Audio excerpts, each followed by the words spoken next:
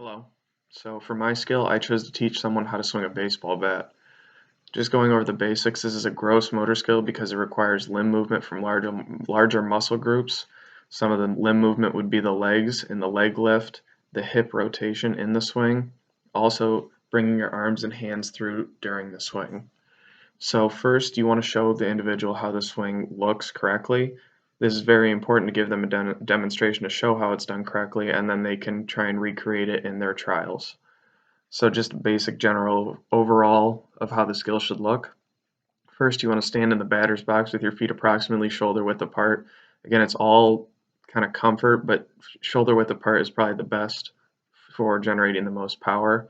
If you stand too close with your feet too close together, it won't generate as much power because you can't really get as much weight shifting as someone that would stand shoulder width apart. Next, make sure your elbows raised. This is important to stay more on top of the ball rather than getting underneath it. So if your elbow's dropped, you're more likely going to drop your back shoulder, which will lead to the individual hitting underneath the ball and hitting the ball straight up into the air, known as a pop-up, and this will generate an out, which is not what you want when you're hitting the ball. So next, when the ball is pitched, transfer your weight to your back leg. This is helping to generate power and get power loaded up. So as you make contact with the ball, you're shifting that power and that weight to drive the ball farther. As I said, as the ball gets closer, you want to step with your front leg to transfer the weight.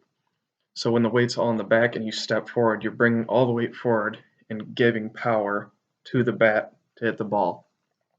And as I just showed, almost simultaneously as you're stepping forward, you want to turn your hips and bring the head of the bat through the zone.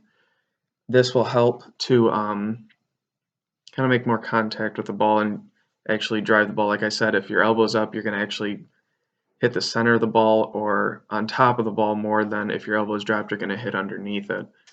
And finally, as you swing and make contact with the ball, make sure you follow through. This will help generate the ball to get hit into the outfield, causing an extra base hit, maybe even a home run or just a single. If you don't follow through with the ball, it's just going to be kind of a choppy ground out or just kind of, it's almost like a swinging bunt at that point. There's not a lot of power generated in it, and the ball won't go very far.